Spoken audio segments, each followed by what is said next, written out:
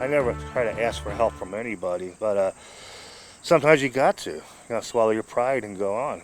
And with no rent coming in, it puts a hardship on us as a landlord.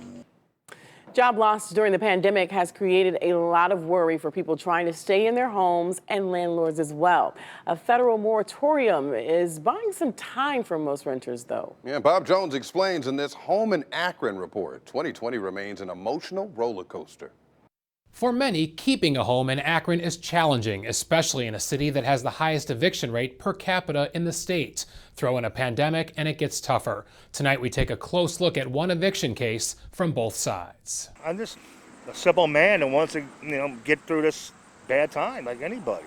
58-year-old Michael Von Gunten lost his job as a machinist in December of 2019. But of course, it's depressing and you're stressed out. When his unemployment ran out in the spring, Michael struggled to pay his $600 a month rent at this duplex in Akron's Ellet neighborhood. You feel like a loser, and you gotta survive and keep your head up. Kelly BONSKY is Michael's landlord. The COVID is hurting both sides. Kelly says Michael has a history of late rent payments, and in July, she filed an eviction notice after not being paid for 3 months. I believe as a landlord, it's pretty much hurting us more than it is them, because we still have to pay those bills.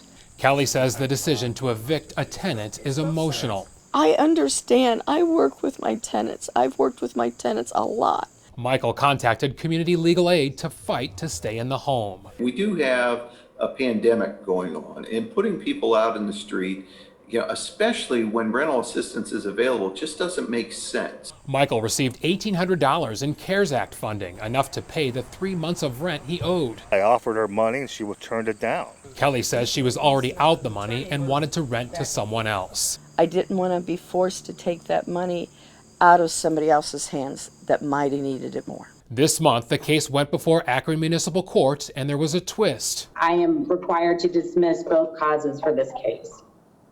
Okay, and what does that mean, ma'am? That means that the eviction cannot go forward today.